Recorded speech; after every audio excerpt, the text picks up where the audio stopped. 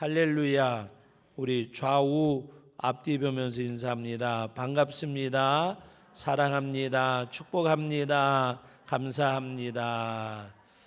진심으로 한번 해보세요. 당신은 나에게 가장 소중하고 귀한 분입니다. 여기에 대해 지난주에 설명을 해드렸죠. 꼭 그렇게 되시기를 주의 이름으로 축원합니다. 추수감사 축제를 전도의 기회로 삼으라 그랬는데, 전도가 쉬워요, 쉬워요. 전도가 쉬워요, 쉬워요. 아주 쉬워요. 해봅니다. 교회 다니세요. 한 번도 안 가보셨나요? 제천 성도교회로 오세요. 예수 믿으세요. 아주 잘하십니다. 전도, 구하자. 우리 한영원 추수감사 축제 때 여러분들이 전도할 수 있는 꼭 기회를 삼으시기를 부탁을 드립니다. 오늘 이 말씀의 내용의 제목을 일하시는 하나님이라는 말씀으로 말씀을 드리는데, 우리 함께 읽은 말씀의 내용 그대로 야고보는 순교를 당하고 베드로는 옥에 갇혔는데, 많은 그 군사들이 이렇게 패를 나누어서 옹이하고 있는데, 하나님께서 천사를 보내서 베드로를 이끌어 내는 모습이고, 베드로가 옥에 갇힘을 알고 오늘 말씀 가운데 보면 어떤 일이 있었는가 하면, 여러분 오늘 말씀 가운데 바로 5절 말씀 같이 읽어봅니다. 베드로는 옥에 갇혔고 교회는 그를 위하여 간절히 하나님께 기도하더라. 여러분, 베드로는 옥에 갇혔고 교회는 뭐라 그랬어요? 그를 위하여, 베드로를 위하여 간절히 하나님께 기도하더라. 여러분, 오늘 이 말씀의 내용 5절을 보고 그 다음에 베드로가 그 갇힌 데에서 풀려나서 길거리에 가서 꿈인 줄 알았는데 그 생시고 하나님의 역사하심을 알고 자기를 위해서 기도하는 곳에 가서 막 문을 두드렸습니다. 그러니까 그 아이 하나가 나왔는데 베드로를 음성을 듣고 알고서는 문을 열어줄 생각은 안 하고 너무 반가운 나머지 기도하고 있는 사람들에게 가서 베드로가 문 밖에 있습니다. 그런데 이 사람들이 믿지를 않습니다. 네가 베드로를 본 게 아니라 베드로의 천사를 봤겠지.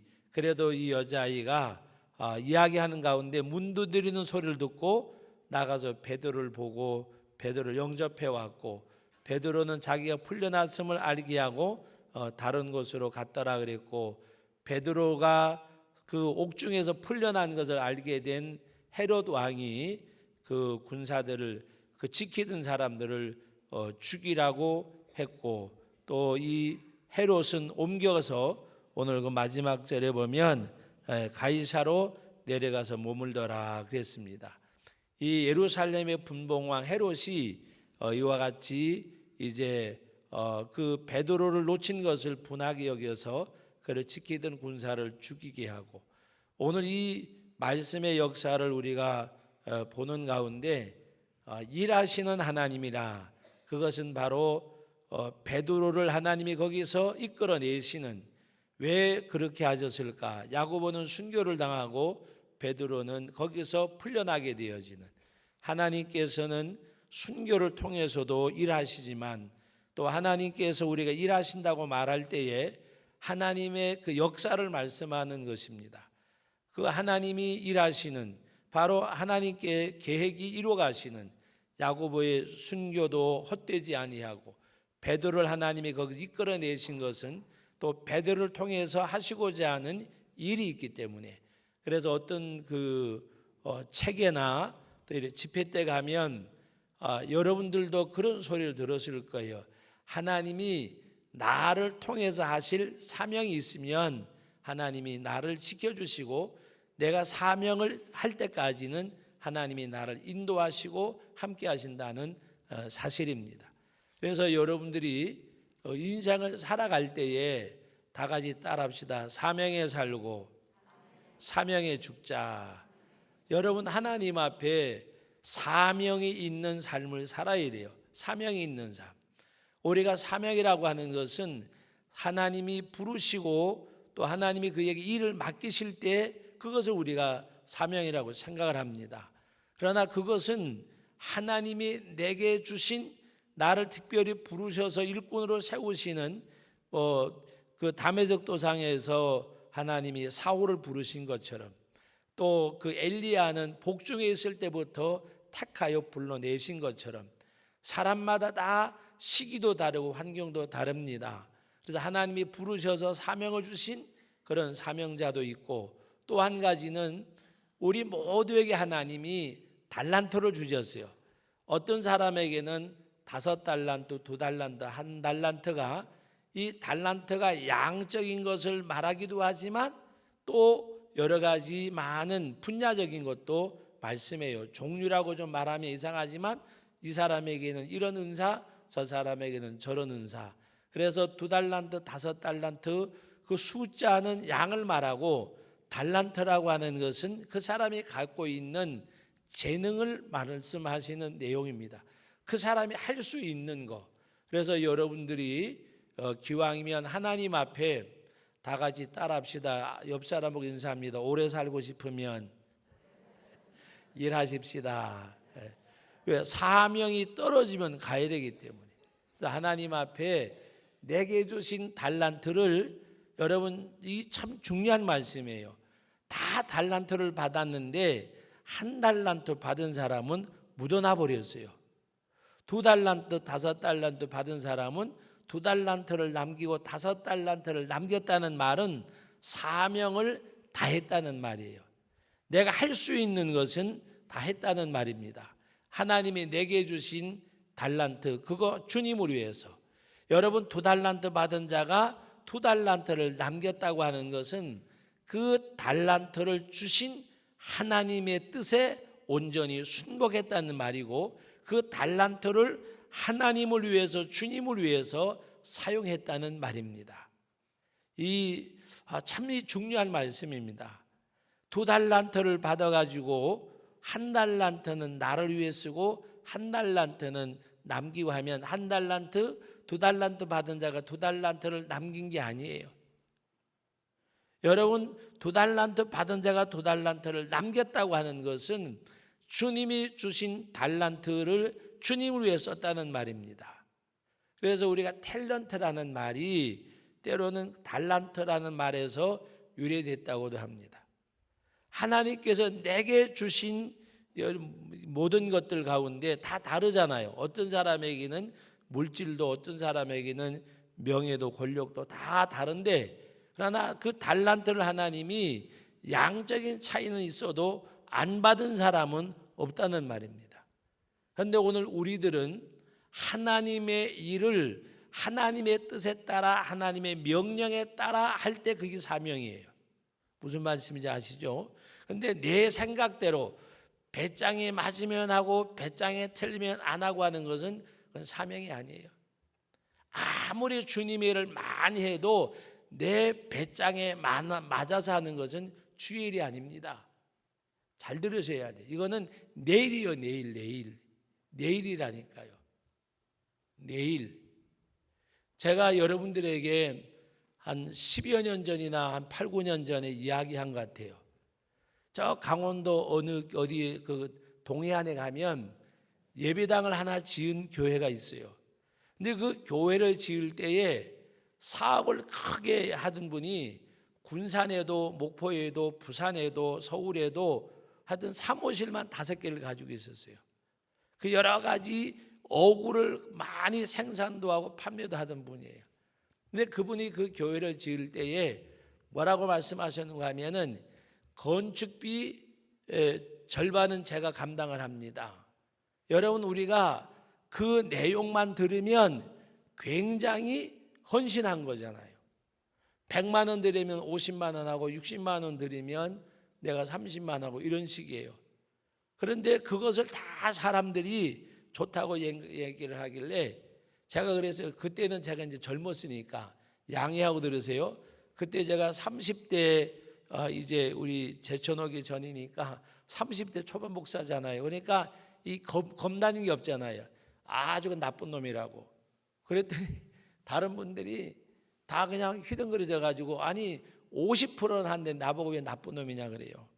그건 다른 사람을 시험에 빠지는 게 하는 거라고.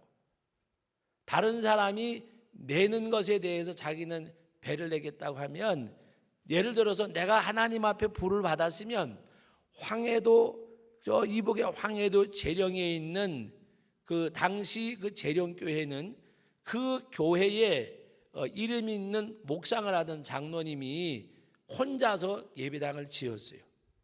그리고 나서 예배당 헌당하려고 할 때에 이 재령교회는 아목의 장로님이 지어서 헌당을 합니다라고 팻말을 써놨는데, 그것을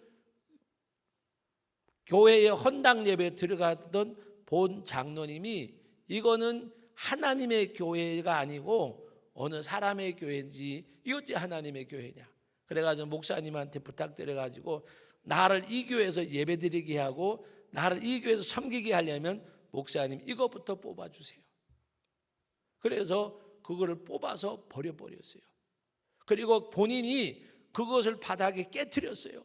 하나님이 내게 주신 것 가지고 하나님 앞에 드렸는데 저는 지금 기도할 때에 받은 건 많지 못한 것 같아서 너무나도 송구스러운데 저를 욕되게 하는 것밖에 안 된다고 그 판을 깨서 버리고, 그리고 그날의 그 주인공 같은 분이 맨 뒤에 앉아가지고 그날 예배를 드리고, 그리고 그 교회를 나중에 다시 자기 재력에 맞는 돈을 들여서 확장을 했다고 하는 일화가 있습니다. 근데 그분은 그 교회는 당시에 거의 가난한 어부들만 있었어요. 그리고 그분만이 그 돈이 최고 많은 사람이고 다른 사람들은 다 좌판을 벌리고 가난한 분들이었어요. 그러니까 너희들이 50만 원 하면 내가 100만 하고 너희가 100만 하면 내가 200만 하고 이 식인 거예요. 그게 나쁜 놈이지요. 제가 그래서 아주 나쁜 놈이라 그랬어요. 왜 가난한 교인들에게 못을 박냐고.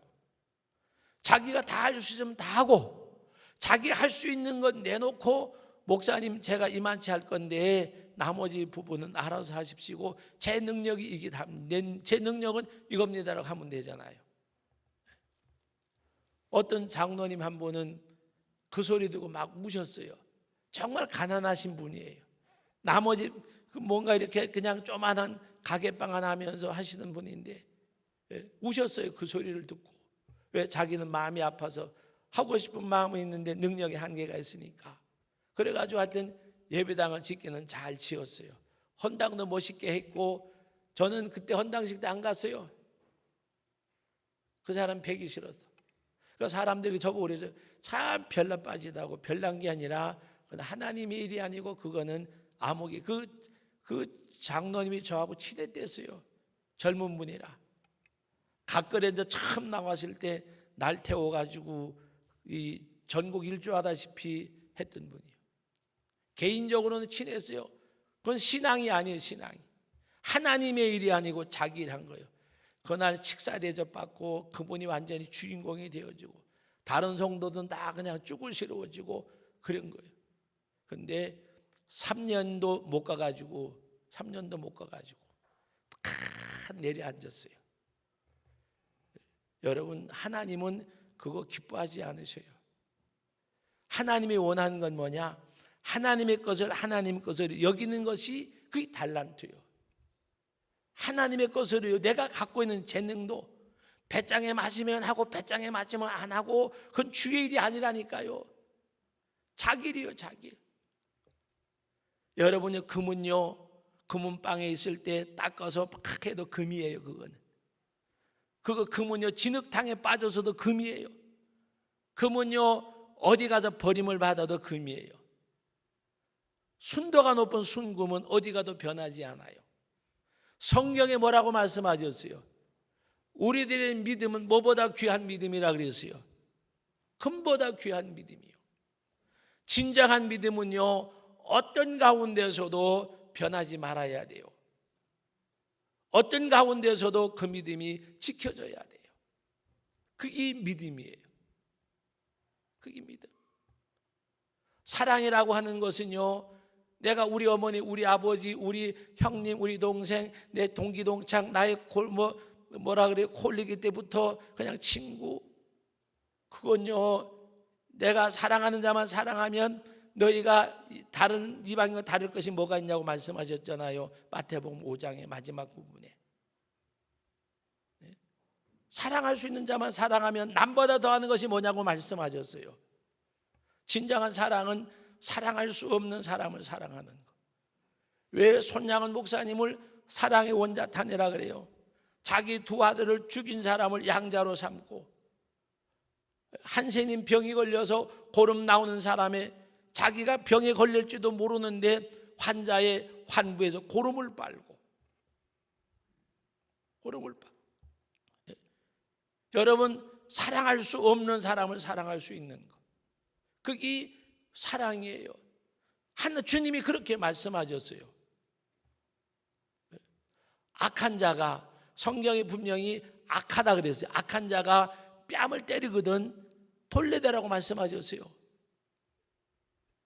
너를 고발하는 자가 그래서 고발하는 자가, 오리를 가고자 하는 자는 심리를 동행하고 그랬어요.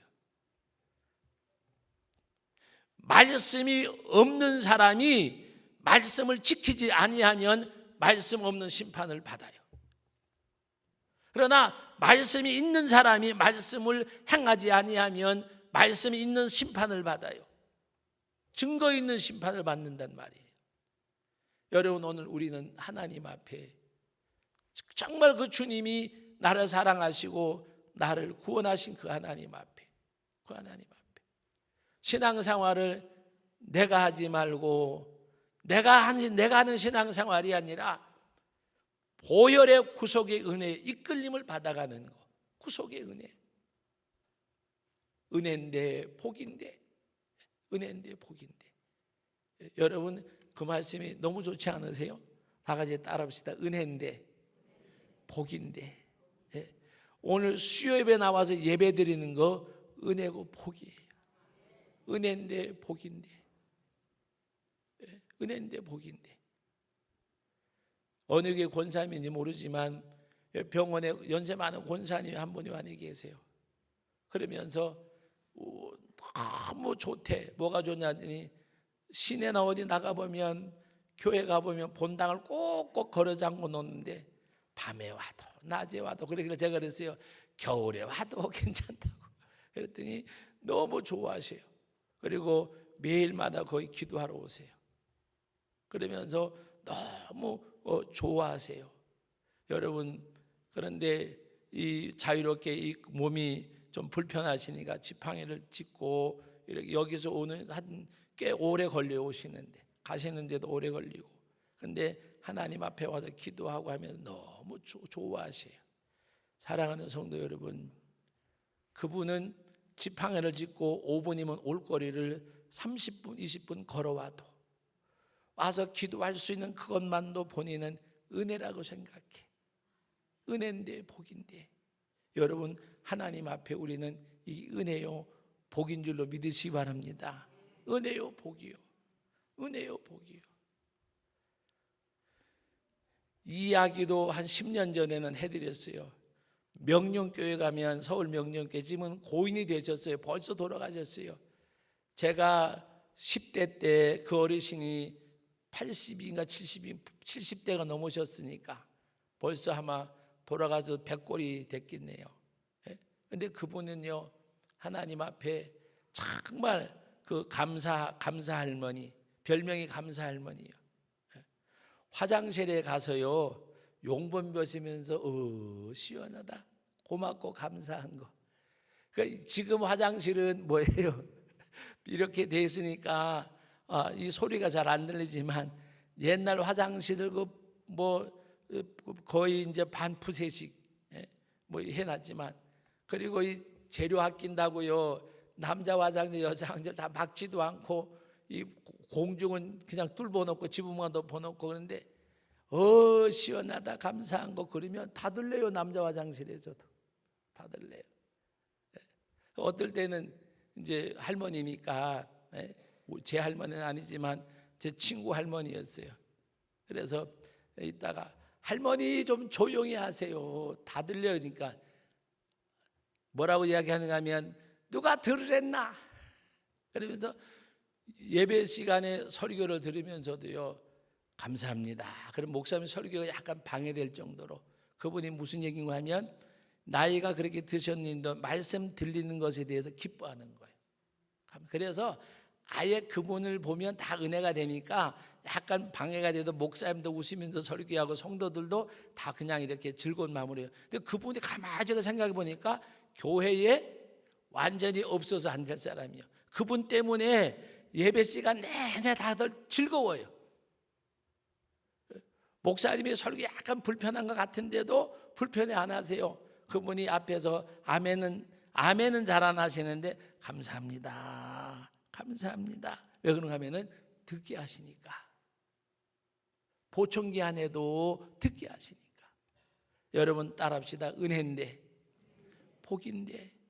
우리는 정말 은혜인데 복인데, 은혜인데 복인 줄 모르잖아요. 은혜인 줄 모르잖아요. 내가 오늘도 이 자리에 나와서 하나님 앞에 예배하는 거 정말 은혜인데 복인데, 여러분의 가정, 여러분의 삶, 여러분의 개인, 이것이 하나님의 은혜고 복인데, 은혜고 복인데. 여러분 오늘 말씀 가운데 아이러니한 게 뭔지 아세요? 5절 말씀, 베드로는 옥에 갇히고 교회는 그를 위하여 어떻게 말씀하고 있습니다. 간절히 하나님께 기도하더라. 간절히 기도했어요. 근데 하나님이 기도를 들으셨는지 하나님의 계획이 계셨는지 베드로를 석방해 주셨잖아요. 그런데 베드로가 살았다고 말하는데도 여자아이 보고 뭐라 그래요? 미쳤다 그래. 미쳤다. 여러분 느껴지는 게 있으시죠? 베드로, 야고보가 죽고 베드로 옥에 갇혔어요. 간절히 기도해요. 뭐라고 기도했을까? 주여 믿습니다. 베드로를 살려주실 줄 믿습니다.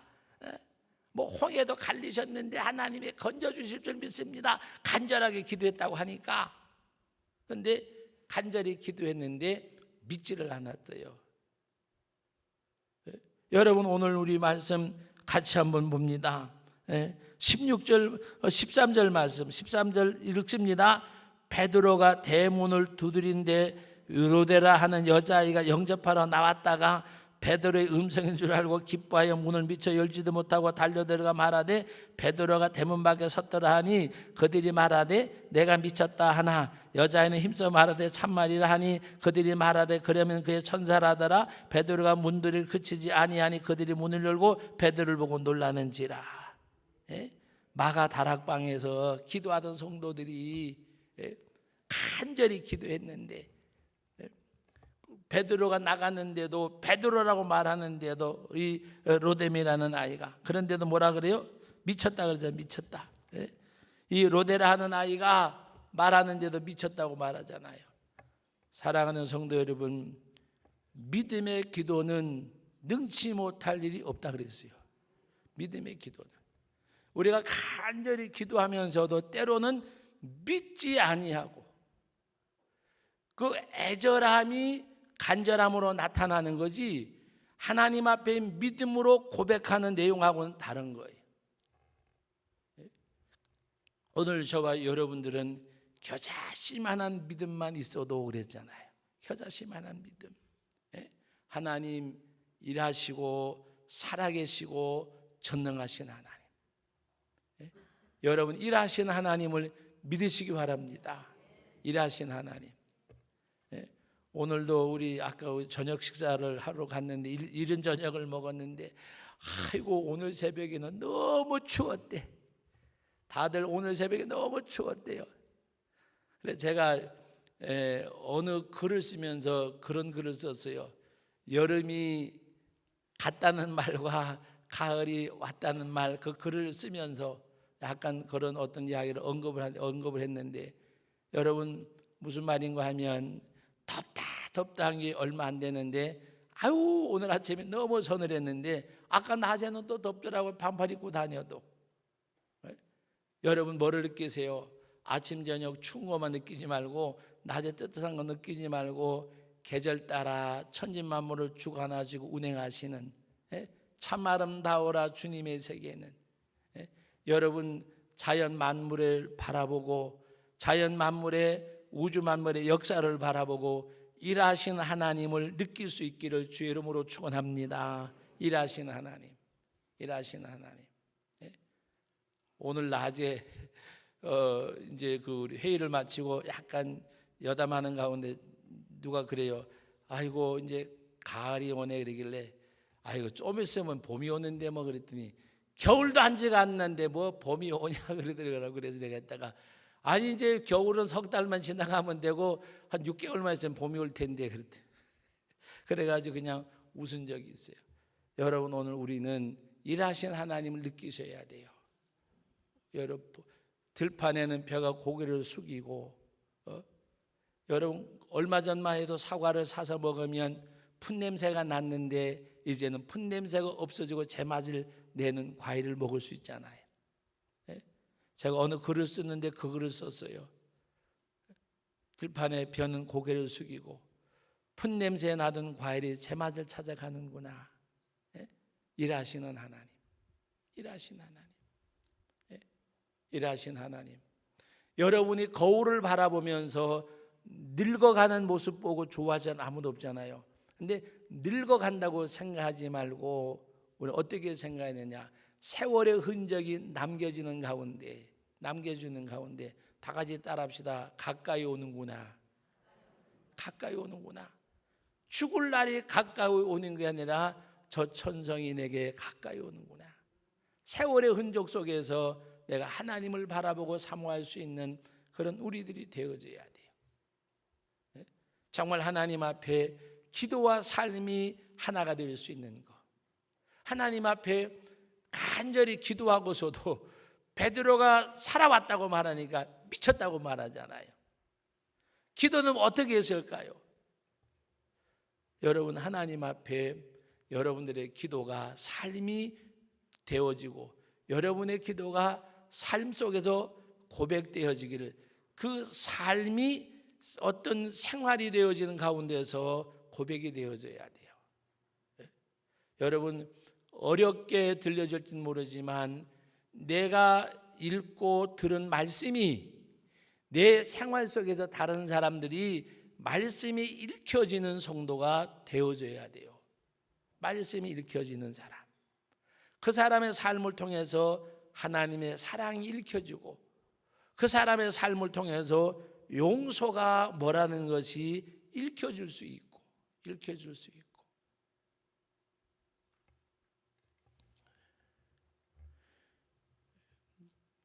우리가 가장 행복한 것은요 남을 정죄하지 않는 거예요. 정죄하지 않는 것. 저는 하나님 앞에 기도하는 것 중에 하나가 하나님 내가 용서의 사람이 되지 말고 정죄하지 않는 사람이 되게 해달라고 기도해요. 내가 누구든지 정죄하지 아니하면 용서할 건더기가 없어요. 생각해 보세요. 용서라고 하는 것은 내가 뭔가 정죄하고 그 사람의 잘못을 결정지을 때에 내가 용서할 수가 있는 거예요. 그런데 내가 정죄하지도 않고 비판하지도 않고 판단하지도 않고 했는데 뭘 용서할 게 있고 정죄할 게 있어요. 오늘 우리는 하나님 앞에 우리의 삶이 그와 같이 되어가는 가운데 그래서 오늘도 우리는 이들이 간절히 기도하면서도 베드로가 살아났다고 하니까 미쳤다고 이야기하고 오늘 저와 여러분들은 이런 말씀을 통해서 보면서 또 베드로를 통해서 일하시고자 하는 그 하나님은 초자연적인 역사를 이루시잖아요. 이것이 베드로에게만 해당될까? 아니에요. 우리들에게도 해당이 되고 우리는 알지 못하지만 하나님이 우리를 초자연적인 역사 가운데서 건져주신 적도 있는 줄 믿습니다. 나는 알지 못하는 순간도 하나님께서 하신 적이 있었을 거예요. 내가 알지 못하는 순간 가운데 내가 알아야만 내가 보았어만 내가 느껴야만 하나님의 사랑이 아니에요. 그 하나님의 사랑은 내가 알지 못하는 가운데 우리 교회에 우리 철도에 다니면서 우리 기관사 하시는 장로님 집사님들 계시잖아요. 그때가 몇 년도인지 제가 갑자기 생각은 안 나는데, 제가 고한교회 심우할 때에 그 사복에 열차 사고가 나가지고요, 마을 하나, 그 집 서너 채가 열차가 덮쳐가지고 다 이렇게 쓰러져 간 적이 있어요. 흔적도 없이. 그때 저희 교회 출석하다가 사북에다 개척을 하면서 보낸 집사님 가족이 아들하고 아버지하고 그 딸 하나인가 하고서 막내딸인가 하고 애들이 5이에요. 그런데 딸 셋, 자기 부인까지 4식구가 한 자리에서 죽었어요. 근데 그 철길 옆에 가게가 있었어요. 그날이 섣달 금음날이에요. 우리 가족들은 설제로 제가 보내고 저 혼자 남았었어요. 어머니하고 우리 아이들 집사람은 설제로 가고, 저는 예배를 드리기 위해서 새벽 예배 드리고 가려고 다 보냈어요. 섣달 금음날 오후예요. 그 사복교회 목사님 댁에 가가지고 이제 혼자 있으니까 가서 좀 이렇게 음식을 얻어먹고 올라오다가 이 집사님네 장사가 잘 되나 싶어가지고 들렸어요. 근데 손님들이 막 줄을 섰어요. 그런데 음료를 주면서 드시고 가시라 그러길래 예 하고 거기 앉았다가 너무 바쁜 것 같아서 저 갈게요. 그리고서 얼른 와가지고 차를 타고 출발한 지 한 200m 300m도 안 되는데 열차가 쏘잘같이 내려가요. 왜 기차가 저렇게 빨리 가나. 그리고 저는 집에를 갔어요. 집에 가서 앉았는데 전화벨이 계속 울려요. 목사님이 빨리 내려와 봐, 큰일 났어. 윤지연 집사네 가족이 다 어떻게 됐대. 그래서 내려가니까 집이 다 없어져 버렸어요. 여러분, 저는 그것을 제가 바로 출발해서 200m 300m도 안 갔는데 만약에 제가 거기 있었더라면 저도 참변을 당했을 거예요. 제가 그때 느낀 게 뭔가 하면, 이건 내가 아는 거지만 내가 알지 못하는 순간에서도 하나님은 나를 많이 지키셨겠구나. 여러분, 저뿐만이 아니에요. 여기 앉아 계신 여러분들이 보고 느끼지 못했을지라도 하나님은 순간순간 우리들을 지켜주신 적이 수도 없이 많다고 저는 생각을 해요. 그러므로 하나님께서는 일하시는 하나님, 언제나 나와 함께 하신 하나님, 그 하나님은 전능하신 하나님. 그러므로 그 하나님을 믿는 믿음이 그와 같이 되어지고, 여러분들은 주신 달란트대로 어둠 밤 쉬되리니, 우리가 하나님 앞에, 어둠 밤이라고 하는 것은 나이 먹어서 늙어지는 것뿐만이 아니라 때로는 그 어둠 밤이 건강으로도 환난으로도 시련으로도 닥쳐올 때가 있어요. 여러분, 밤에는 길을 잘 모르잖아요. 할 수 있는 것이 없잖아요. 하고 싶어도 어둠에 못하잖아요. 하나님께서 우리들에게 주신 그 은혜를 따라서 빗긴 볕에도 일할 수 있는, 시골에 가면 해만 걸쳐 있어도 일하시나 빗긴 볕에도 일할 수 있는 그런 하나님의 사람들 되어져서 정말 하나님이 일하시는 그 하나님을 여러분들이 체험하시고 증거할 수 있는 전도자와 복음의 통로가 도구가 되는 저와 여러분 되시기를 주의 이름으로 축원합니다.